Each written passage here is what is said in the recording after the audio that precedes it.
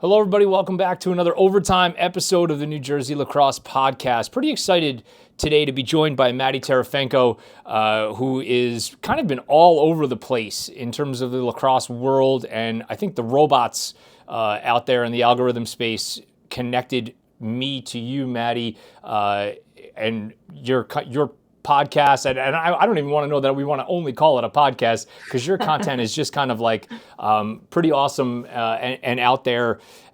Blondes Who Blab is was the name of what came up, and I said, all right, what's this? Because there's a human speaking with a referee jersey on right now, and that got my attention for sure. So we'll touch on all that. Maddie, really though, thanks for taking a couple of minutes and jumping on. Thanks for having me. I'm really excited. All right, awesome. So to give everybody the background on you a little bit, you are a PA girl at where you grew up. You grew up like Reading area. I'm Yeah, like Reading, Berks County is like the district that I grew up in. Yeah. Okay. So for everybody that's not from this area, if you don't know, that's like about an hour east of the state capital in Harrisburg. So moving towards the middle-ish of the state, I would say. And then you had a tremendous playing career. You were a defender. Wore a fantastic number, by the way, from all the 13s out there as a former Thank 13 and you. current 13 in the college officiating space. And then went out and played at Oregon. And after that, found your way into the officiating community. So before we get into that stuff, which I think is fun, talk to us about your playing career a little bit. Why Oregon? I mean, obviously, we're going about as up and to the left as you possibly can go there away from Pennsylvania. Yeah, I loved my time at Oregon. I was there from 2014 to 2018. I chose Oregon because when you go out there and visit, it's just a one-of-a-kind university. It had an incredible athletic world, but it also had an incredible athletic or academic like program too. They do a really great job of balancing both athletic and academic programming out there, which is I find to be some of the conversations I've had pretty challenging for a lot of schools to manage. Um, yeah, it rained a lot. It was a lot of gray winters, but the team out there, the culture out there is just fantastic, and I loved how Oregon was a very big life school. Like it has an incredible football program, an incredible basketball program, and a lot of sports programs, but it was a very small campus. Like it wasn't like a big um, 18, 12 mile campus. Like you could bike your way in like 8 minutes across campus. So it was really walkable friendly. So overall, it was just a great experience there. That's awesome. Who else was in the running when you were deciding where you were going? I really wanted to go down south, which was, I think, a lot of dreams down there to play for the ACC and all that kind of great stuff down there. But the second school that was in the running was UConn, which, again, another like gray, dreary school, but another great program out there too. Talk about East Coast, middle of nowhere somehow. Stores, Yeah, Connecticut is like there's nothing going for sure. It's the for Purdue of the sure. East, I like was as I driving like. by and I was like, "There's a school around here." Yeah, right. Yeah. And if we could consider Hartford a major city, which we can't, that's where you go. So Yeah. all the free gear, does that live up to the hype when you're a player out there? Are you just like getting gobs of shit all the time? For sure. I mean, I still have bins and bins of oh, like, that candy green and that bright yellow t-shirts and shorts and shoes. I mean, we were so lucky at the University of Oregon. Again, I think that women's lacrosse programs across the board might not be able to get what other football programs get at their universities, but I think Oregon does a great job of making sure that all athletes feel included and like loved from the school. And yeah, we would get there like day one of like true practice, and it would be our lockers would be filled. Like obviously we would get a really cool backpack. Obviously we would get like the shoes, but the amount of like t-shirts and shorts day one was amazing. And then we get like a Christmas drop, which was great. And then like if you made it far into your, playoff season, there was always like a nice little special treat in your locker room too. That's pretty awesome. What was the travel like? Yeah, so when I was there, we were not a part of the Big Ten. We weren't even a part of the Pac-12 until my junior year. So we were like in the Mountain East range. So the travel was a lot, which is, I think that people don't give Oregon a fair chance just because the travel is heavy. Like we would be traveling to the East Coast for fall ball. we'd have to fly to, USC, Colorado, really to just compete in a regular season game. So it was a heavy travel. I mean, we drove down to Stanford the one year on a bus because we couldn't miss class, and it was like in the fall season too, and it was just a tough bus ride back and forth. I can't even imagine. The so now, as you transition away from playing, did you kind of what was the thought? All right, I'm going to coach, as I feel like most players default that direction. I mean, and I myself included. I guess I never, I can only speak for myself. 25 years ago, that like I was like, okay, I'll coach. Yeah, that'll be great. And then somebody asked me to ref, and it's like, all right, I guess maybe this will be a bridge between those two things if I can ever figure that out. And then I was like, whoa, wait a minute. I think this is way Yeah, better. I was a ref before I even got to college. I was a women's lacrosse official when I think the early stage is 14. So, and I talk a little bit about it in my kind of podcast and my Instagram world. It's because I really wanted to be a better player. I don't know if everybody knows that the women's lacrosse rules are really, really challenging and they're really, really hard to not only like as an official, but as a player as well, to how to use the rules to be a better player. And I was really struggling with like the basics of shooting space and contact and all that stuff as a player when I was going through this. And I thought, there's no better way to learn how to play than learn the rules. And that's like really kind of how it started. And then people like the refs in the world when I was growing up were like, wow, she's got a strong personality. Like, oh wow, she can really blow a whistle. Like, let's keep her going. Um, and obviously I loved the game and was continuing to play too. So I was a ref before I even left for college. And then my freshman year, our coach at the time like randomly wanted a few of us to become officials. And I was like, oh, I actually am an official. Like I can do this. And just like kind of got connected to the Oregon officiating community my freshman year, and they really just welcomed me with open arms and like let me pick kind of my hours and time and made all the meetings virtual so I could attend them. So that was kind of always something that I've been doing. As far as coaching after like post graduation, I think that athletes struggle with it in general as far as like the Division 1 burnout, and I'm sure at all levels too.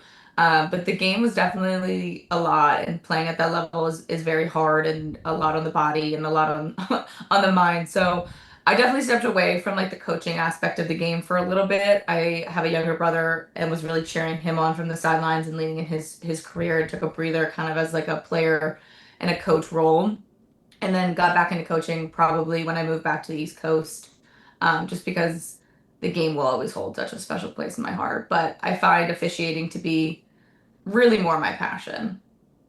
That's awesome. Did your teammates give you any shit for it? Because I mean, I think like the obviously, I would say officials are not like players' favorite people, in the We're world. not. We're not anybody's favorite people, which I think No. is great. I mean, yeah, like yes and no. Like in a fun way, I was injured my senior year. So I would like if they were running a 7v7 practice or, short-sided games, they'd be like, "Hey Maddie, can you just like jump in and make sure nobody like gets like killed out here?" And so like there was like a culture of acceptance and community to it. I think now a lot of my teammates from afar like cheer me on. Like I have a lot of great community with them. But yeah, I mean, nobody likes refs, and that's just like the fun of it all. I like hearing people say that because I agree with that statement completely. And there's the people that are outside of maybe our world that are like, oh my God, how do you deal with that stuff? And I'm just like this. It's like fuel, at You times. know, it's just like anything, right? I think it's such an interesting concept, youth sports in general and women's sports right now. To be like yelled at the way that we are, but at the end of the day, it just comes from like clarity and making sure that everybody's on the same page. Confusion can lead to a lot of anger. People might not like the call, but if they understand it, they're more willing to like just move on from it. So, and that's just what comes with time and being able to communicate with coaches in the heat of the moment. So I'm interested in something you said about learning how to understand the rules to maximize your playing ability. And I've thought about this a lot. And just for full transparency, I was a very, very, very below average player. I could shoot the ball a little bit, but that's probably the only thing I could do well. So I was nowhere near the type of player that you were. But in my reflection after my college years, I actually think understanding so much about the rules probably held me back a little bit because I ended up trending towards being a little more of a rule follower as Mm. opposed to pushing the boundaries and just like going out and playing and making the officials call it, as opposed to being like, well, I know I can't do that, so I can't put myself even in a position to break the rules. So, I mean, I don't know. How was it for you? No, Because that's certainly how it was I for mean, me. And I I'm think, definitely a rule follower as a person. Like I like in my day-to-day life, definitely like, stop all the way to stop sign kind of person. But as far as like leaning into the rules as a player, like there's just so much gray in the girls' game.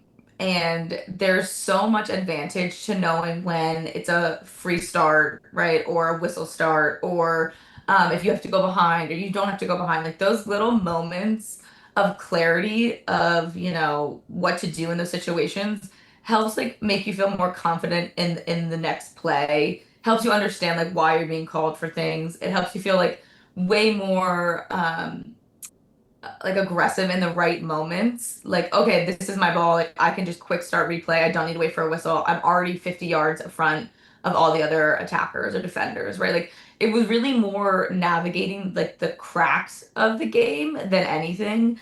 And like, of course, there was frustration, right? Like with anything, you're like, no, that was good defense, And I think that that just comes with growth and time as far as a player. But it really just helped me kind of see the space better on the field. Like a lot of officiating and a lot of playing on girls lacrosse is spacing and angles, and being in the right angle at the right time was always very efficient for me. I found to be very efficient for me, and as well as an official too. Like you're like, oh, I know what you're doing. yeah, I see where you're going with that kind of way. So like yes, in the sense of like, oh, I knew I could never like swing my stick and slash, but I never wanted to be that type of player anyway. I wanted to be a very disciplined player. So sure, sure. it came in waves. The I think probably what I'm about to say is a little stereotypical, and so I don't want to go down the rabbit hole of this, but I I find as a guy who's never played women's lacrosse, I find it hard to watch from time to time for certain reasons, from an officiating standpoint, and then also just from a like viewing standpoint. So this is not a I hate women's lacrosse and bash women's lacrosse thing.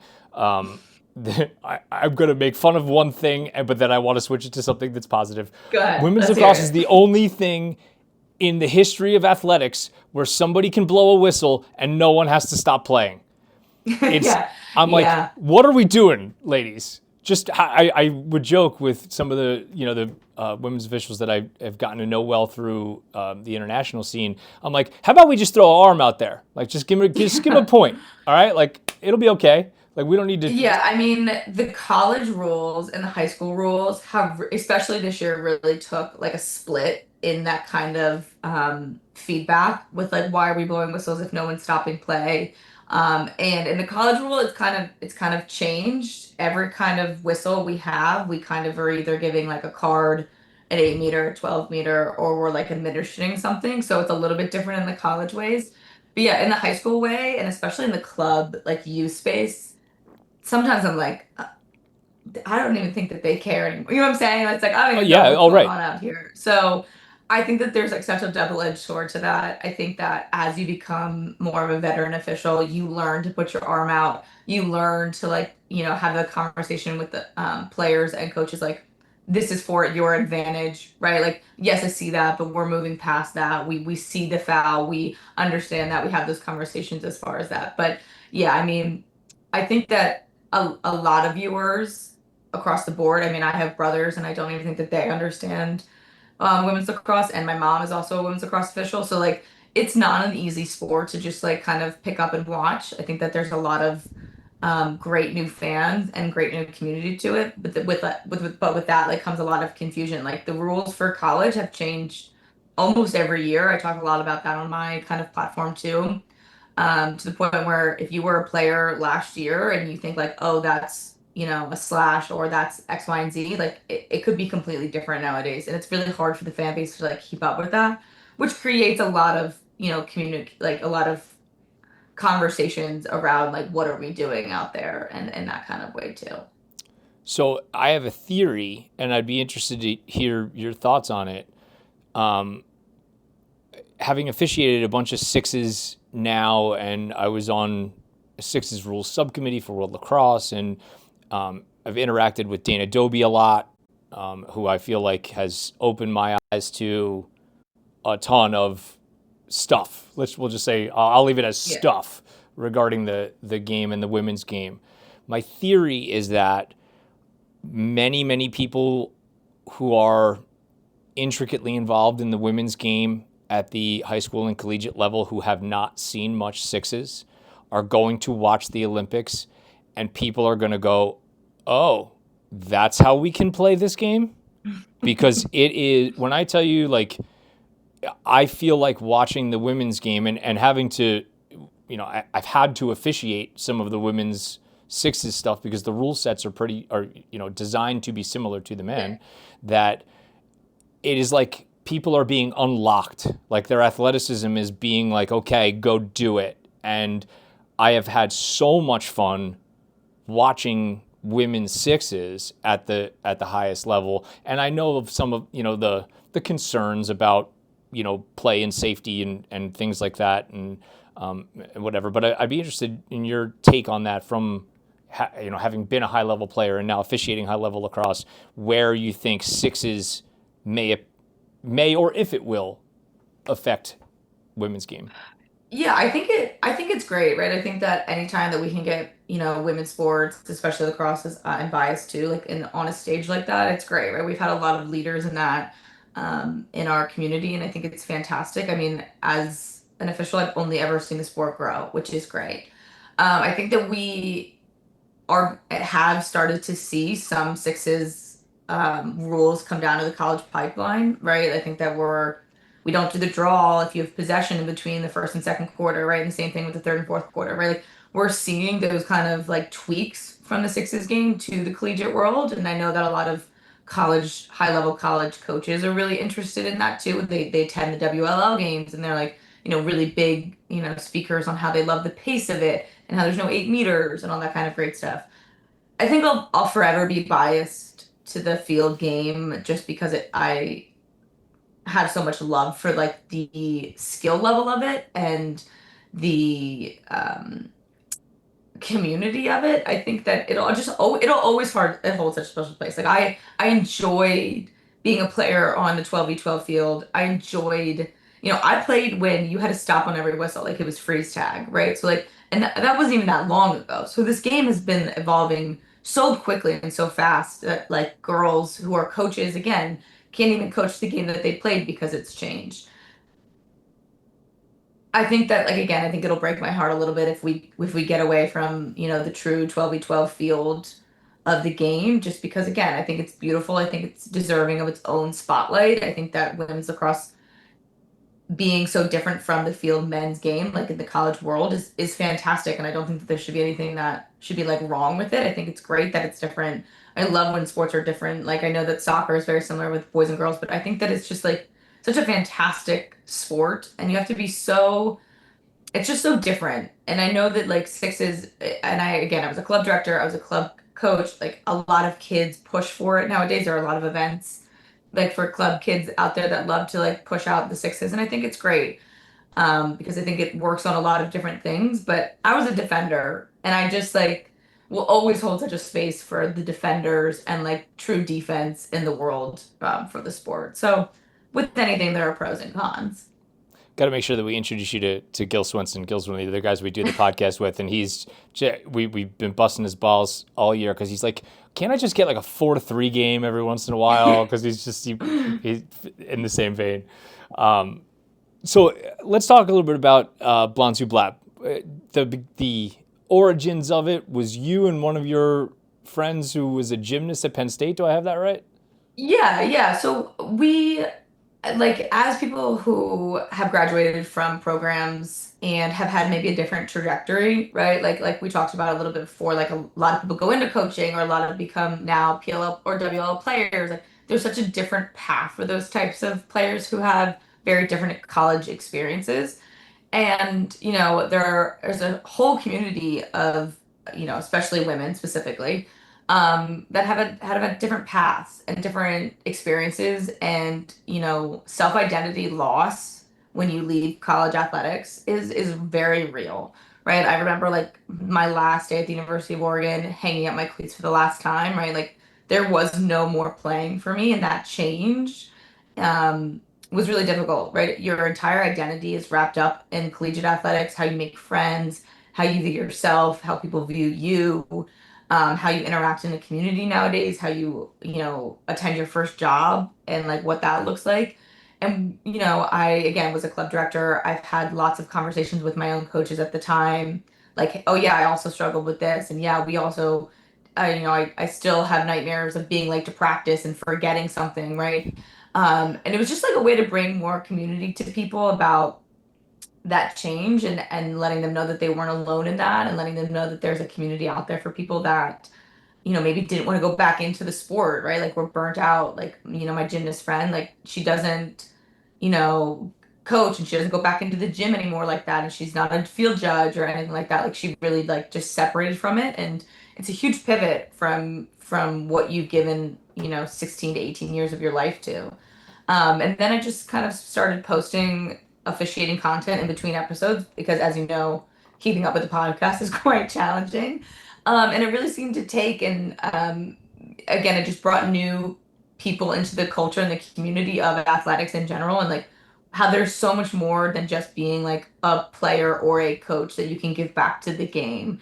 I help develop youth officials, which is a huge part of what I do too, and I love that, right? Like keeping women's sports safe is also a huge part of empowering women to play in sports, right? And I think that we've seen such a huge stage for women's sports in the last 5 to 10 years. And it's like, that's awesome, but who's officiating them? Like who is making sure that those rules are still being applied correctly? Who is making sure that they're safe and having a good time out there? Like who understands the game enough to step into that to support their, athletic careers?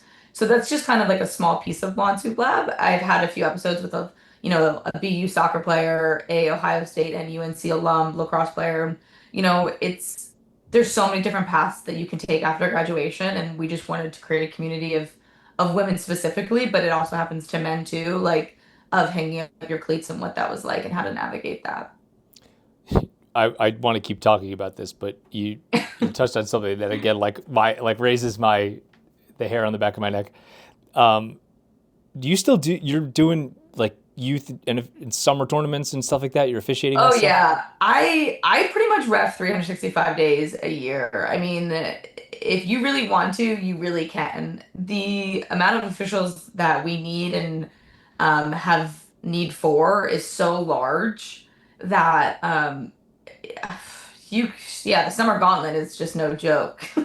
Do you not want to It's claw your intense. freaking eyes out? Like, you go from refing, like you're refing like a D1 game on a Tuesday, and then you go and Thursday you're refing a little kid's game, and like, you know, Cindy's dad is like telling you what a piece of shit you are, and you're like, bro, Yeah, no, like the weird thing is that like I love like the third and fourth grade games. I love like the 7v7 like small-sided games and my little kids out there.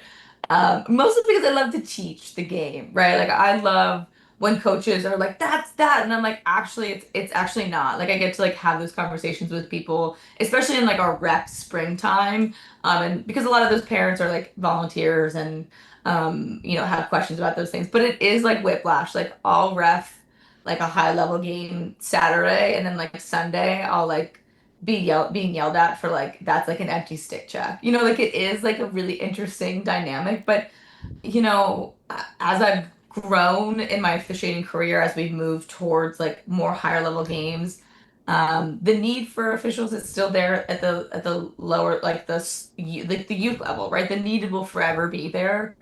And to me, it's just so important to give back to the women's game in general. It's just so important to keep the the spirit alive of that game. Now, God bless you. I will say that, and I hope that you hold on to that for as long as humanly possible because I agree with everything you just said. I can't do it anymore. I stopped a while back because it just the It's a parents burned lot. me You out of have to it. take breaks. I say that as I've gone like from February to July, like till July straight. You really do have to find community in it. Like our Philadelphia chapter of officials is so great. Like, and I'm so lucky to be in such a strong chapter and such a strong hub of officiating. When I lived in Oregon, it was they were lovely people, they were great. But like the community was up in Portland and I was in Eugene. So it made it really difficult to have like mentors and have people to be like to call and be like, hey, this happened in my game. Like, what would have you done? Like, what was that like? Like, how would you have handled that? Like, people that you trust. And I've just been lucky to like find friendships in those people and find mentors in my community to be able to call and be like, whoa. I also, again, I say like my mom is also a women's lacrosse official. She also does college. So, we ref these youth tournaments together because we carpool and it's like a fun thing that we get to do. Um, and that just makes it fun, right? Like you have to remember to have fun with it. You have to like lean into kind of the craziness of it, like especially the summer events. You kind of just have to like lean into the culture and the community. It's a little bit different than like a PIAA game. So, yes, it's a lot to be like screamed at. Yes, it's a lot to ref, 11 to 12 games a day. But at the end of the day,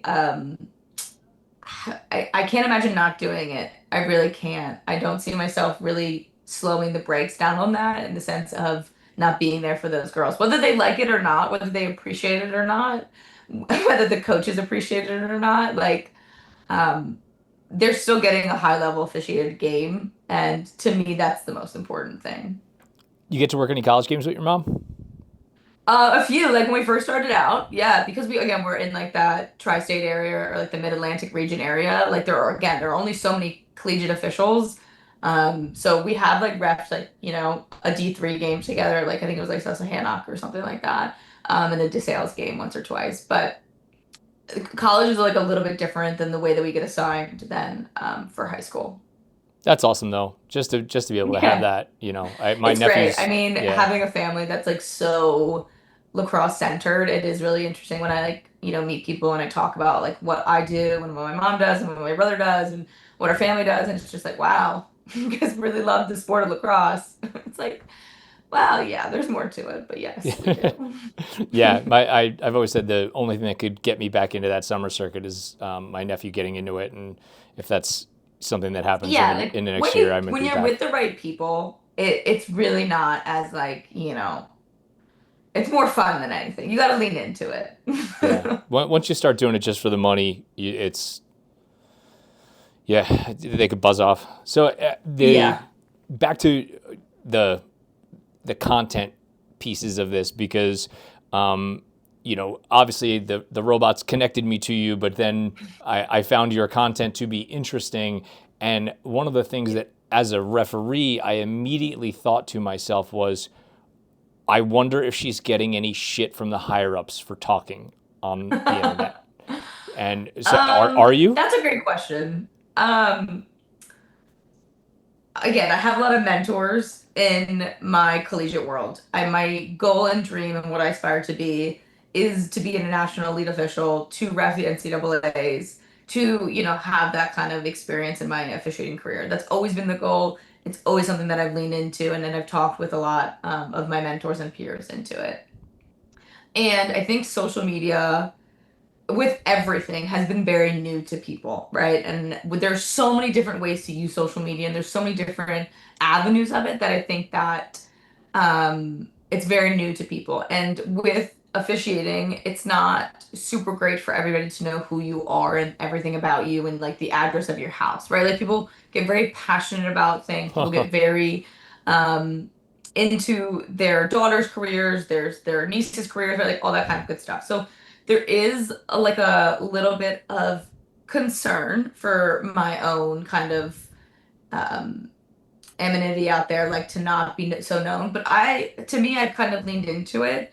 When you ref as much as I ref, there's no getting out of people not knowing you when you see the same teams over and over again. And I've made a lot of great friends of that, right? A lot of coaches are fantastic. A lot of players are like, "Oh my God, you're back," right? Like it's not so scary when you lean into things and you become like a human to them.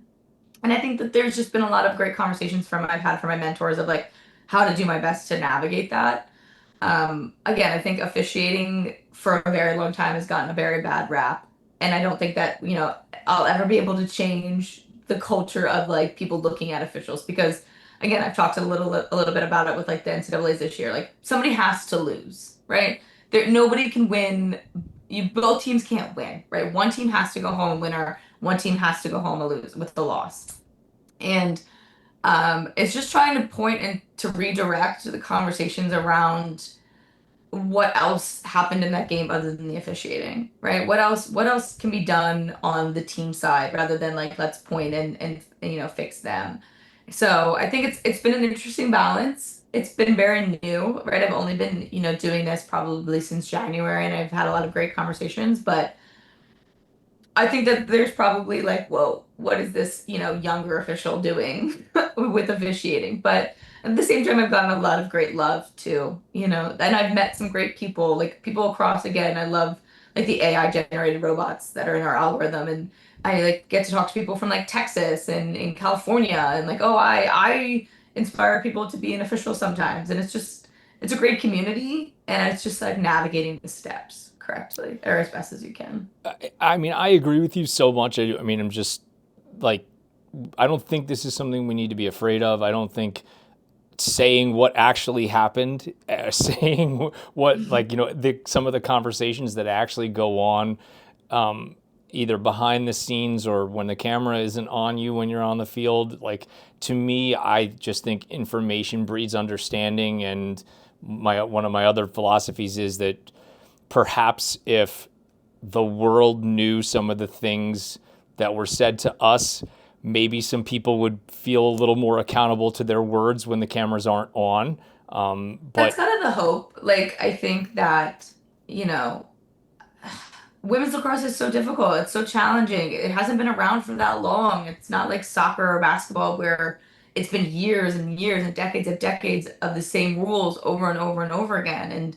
And that people have been playing that sport forever, right? And again, like I stated before, like college coaches or club coaches will come back from college, teach something to the new generation, and it'll change the next year, right? So it's really hard to upkeep the educational piece of that. And I just wanted to share like how there are officials on the other side that take this seriously and that really care and that put a lot of time and effort. I mean, if anybody knew how much time and effort and money that I poured into being an official, I think it would shock people. And I think that bringing my voice to it just shows people like, oh, like there are people out there that really do care about the game and keeping my kids safe out there. and kudos to you for being as eloquent and well spoken and kind of, because not everybody in the world can throw a camera on and be either entertaining or informative or God forbid likable, and all these things. And it's so I truly believe that on the guys side of it, and I'm probably 10% as open as you are about a lot of things because I'm still probably a little more scared to death to say something that somebody's going to be angry at me for. But from a front facing perspective, I don't think that there's anybody that has it out there podcast on the guys side of the way that we kind of do, where I speak even as openly as I do. And I don't really think at all on your end of it that that's happening. So you're not going to have anybody who's a bigger fan of what you're doing than me because I'm with you on this, that we need to have some understanding about humanity and what's going on and everything like that. But I ultimately do always have that fear until we get to some other level of understanding and leadership that accepts things being out there a little bit more, that somebody's career in officiating, if it's not you, who would also try to do something like this, that they would get cut off at the knees metaphorically because they said or did the wrong thing out there, and then we can't go back from that. and that's just tough for me sometimes to think about because you know, Yeah, and I think that that's across the board in any profession, yeah, right? Like I've worked in lots of different spaces. I've worked in tech and public relations, and I've been a director of ops. Like there's always a way that to present the information in a way that people understand, right? And there are consequences to your behavior across the board, right? And I think my goal was to never point fingers at the higher ups or like to make the NCAA feel a certain way about anything. Like it was so more rooted in just like community around like I know how hard it is to be a coach. I know how hard it is to be a player. I know how hard it is to be a club director. Like I know how much effort and time and emotions get poured into that side of the field that I really just wanted to let everybody know that there are people, lots of officials, a lot of my mentors, a lot of my community put in the same amount of time and effort into their own officiating careers, and that, a lot of us are out there putting in the same amount of effort that the players are and the coaches are, and just to make sure that, like, to bring back like the recognition that there are so many lessons in sports and there's so much to learn from losing and to so much to learn from growing and understanding like yes that might not have been your favorite call or favorite action or you think that that might have not something that you've done but like to look at that and be like okay what can I do like what can I can control what can I bring to the table as a player um so it was really a lot less like, hey, NCAA, like da da da da. It was more just like, guys, we're I'd love to be an official. Like how many people get to say that and how many people get to bring that to the table? Um, and I just feel like women's sports deserve high level officiating across the board in all sports and to make sure that that was known too in respects of that. and to compliment you for a second, I think one of the things that makes your content kind of resonate, at least with me, and I would imagine that it's what makes it resonate with other people. You come off as just very genuine. Like it's not, it doesn't, I think it's very easy to see when people are inauthentic. Anytime they do something like this, when we're talking about like real life, real world events. And in the same way that like, I mean, obviously your brother's a high level player, Matt Palem, like Maddie's personality being mic'd up, like people that don't know him might think that's an act, like that's Maddie. So it Yeah, works because and it's it's who he so is. great. Like it brings like so much to the game. Right. So now we had then had a fear, like as we talked behind the scenes, like the we of the world. I'm like, oh, all right. I hope that people, younger officials, whoever, somebody might be like, this is how I'm supposed to do it because it's this. And I'm Mm, like, no, he's one of one. Like, you know what I yeah. mean? Like you just can't, and to the same way that anybody would try to be you on the women's side or be me or be Maddie, it's like you got to just be who you are. So I think your stuff comes off so authentically.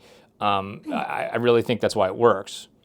Thank you. And, you know, especially in women's lacrosse, what I like to say is there's like an art to officiating. It's not like the rules in the rule book, yes, are some are very black and white. Yes, some are, very clear and crisp with the application of them. But as I've gone through my officiating career and as I've learned through it, is that there's such an art to it. There's such an art to how to use your whistle. There's such an art on how to use your flag. There's an art to keeping the game moving and flowing and when to call it in this game and when to call it at the youth club level and like how to manage all those pieces. And it looks very genuine because it is very genuine. I mean, I think that for a very long time I hid the fact that I was an official and I was just like, oh yeah, like whatever, like I'm an official. Like it was so much cooler to be a coach. And like I had a little bit of like I hid behind it. And now as I've gotten through it and like feel much more stronger in it, it's genuine because I genuinely love it. Like I've gone through the coaching, I've gone through the club directing, and while they were incredible in so many ways, reffing has been something that's been in my life for 16 years in all like shapes and sizes of it. And I just feel so strongly about it. And like the content is genuine because I don't have time to make it anything other than genuine. Like I'm also a social media user. I see the life and the days and come eat with me and travel with me and all those things. And I'm like, guys, I don't have time to edit these things the way that you guys have time to edit these things. Like I barely have time to film it. Like I have missed so many moments in my officiating career this spring to even film because I'm like, I don't have to I have to get to another game. I have to run and drive 2 hours to get to a game. So like it's genuine because I don't have the time to be anything other than genuine. Oh, these are what the number of one take 1 hour podcasts that we've Yes. had. Like that is all that we got. You That's get all we one out of got. me. That's all we got That's time it. for. I am totally with you on that. So last thing that I'll say about this, Yeah.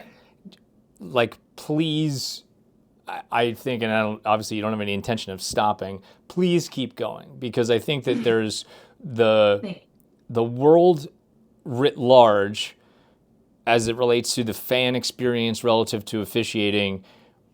When you, they do well with college basketball, meaning the announcers, I think. They Yes. do okay with football. And I think college football does a great job because there's now increased transparency when they go to replay and we're getting the inside Yes. looks at that stuff. NFL, those guys get hit because, 19 billion people watch the games. College lacrosse, pro basketball releases the dumbest thing in the world, the under 2 minute report. Here's all the times we effed up. I can't even imagine that that's a thing that anybody would still be doing. So everybody hates pro basketball refs, and seemingly everybody hates college lacrosse refs. And I Oh, for sure. just like it gets talked about on broadcasts more than, and I would love to know if it's the same way on the girls' side. The broadcasters on the guys' side are very, very critical of the men's lacrosse officials, often while being completely incorrect about the rules. Yeah, I mean, it's such a tough balance with like exposure because it's so great that we get to like watch all of these clips and like watch these games in real time and have that kind of be on our front screen and have people like talk us through those kinds of things on the announcing. But I also kind of feel like the broadcasters really struggle with that balance too. Again, the girls' rules specifically for college have changed. I've done this 6 years. I'm a baby college official and considering to everybody else, right? And they have changed drastically 6 year in the 6 years that I've done this. And it is so, so, so, so easy to look at the screen and be like, that's wrong, or like, I can't believe that the official did that, right? And I think that you get caught in a cycle because then you see a 13-year-old watching the game and hear that and be like, oh yeah, I do that in my game and I get called for that all the time. It has to be wrong, right? And I think it's such a delicate balance of talking through the rules and talking through the game and sharing what's actually happening because we're humans too as officials. Like I'm not saying that nobody's ever made a mistake out there, right? That's not the point. That's not like what I'm trying to get at. I'm just trying to get at the fact that we put in a lot of effort and work into like our craft as officials out there too.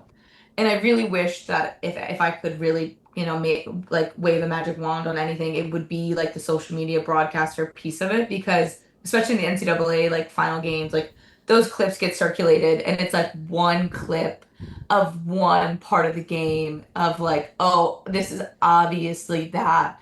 And it's really, really easy to do that in the girls' game. It really is. And I just would love for people to be more educated about the rules. And I think that that just comes from my platform too, and a lot of other officials' platforms in the sense of like their community aspects too. Like I'm out there teaching like youth coaches all the time to make sure that they're teaching their girls the right thing, right?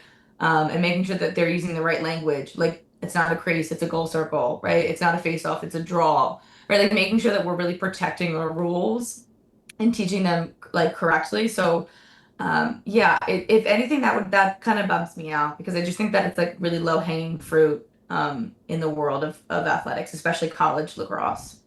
I couldn't agree more. And honestly, having seen the way that Maddie's platform in the PLL has created a situation both on television and in the real world that have almost made the difficult calls or the less understandable calls be appear beyond reproach to both the Yeah. announcers and like the players and the coaches will basically just go, but it's Maddie. So like I'm sure he got it right. So like when I say keep going, I truly believe that the more front facing we become here, and if should you become one of those faces of doing this, people go, oh, that's the girl from Blondes Who Blab who has this. So obviously it must be right. And I just think that through once everybody just realizes like, yeah, we're not wrong about everything. And even though you might not understand it because you didn't read the rule book, like we got it here. And Yeah. once everybody starts working together as opposed to this us versus them philosophy, and quite frankly, it's also, I think people don't really want to take the time to listen to what the answer is. I think that's pretty I mean, prevalent. So that's the goal. The goal is to just bring back like officiating back into like the game in the sense of like we're all together. We all want the same thing. Nobody wants a kid leaving this field injured or hurt. Everybody wants to play at the high level. Everybody wants to play with like very clean officiating and all that kind of great stuff. And um, I, it's just so great to like have again, I'm so lucky to have like a community of officials that really do put a lot of work into it. And I think it's really easy to zero in on maybe some officials that are different. Again, different sports have different kind of officiating rules, and it's to be a college basketball player, or excuse me, a college basketball official. It's got to be so different than being a collegiate NFL ref. Like every piece of the puzzle for every different sport is so different, and it's just really valuable to me to make sure that we keep women's lacrosse officiating at such an incredible level. It's really hard. It's really difficult with the college rules, how often they change to be out there.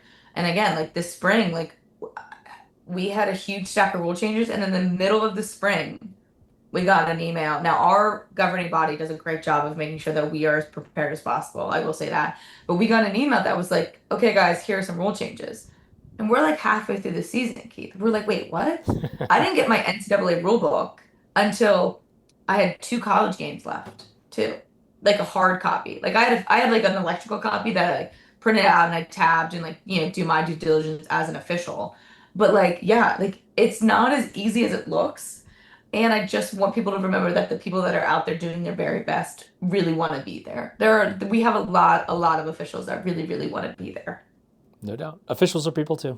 All right, Maddie, plug Yeah. the shit out of your content. Where can everybody find you? Because everybody out there should follow Maddie and listen to everything that she has to say. Oh, you're so great, Keith. Yeah, Instagram Blondes Who Blab, and I run a TikTok account, Blondes Who Blab, and my podcast is posted on YouTube, Blondes Who Blab. So come join us, come join the community, and if you have anything else to share as far as your own story, I would love to hear from you too. All right. Become an official, treat officials nicely, Yes, and hopefully we'll all create some synergy in the future. Maddie, love to hear thank it. you so much. This was awesome. And you are welcome back on anytime you want to shoot the shit. We can do our thing, or just anytime you want to say hello. Thanks again. I appreciate it, Keith. Thanks so much. My pleasure. This has been an overtime episode of the New Jersey Lacrosse Podcast as we wrap up the 2026 season. Make sure you follow us on Instagram and on YouTube, and also certainly Blondes Who Blab on all of your stuff on Instagram, TikTok, and YouTube. We'll see you next time around.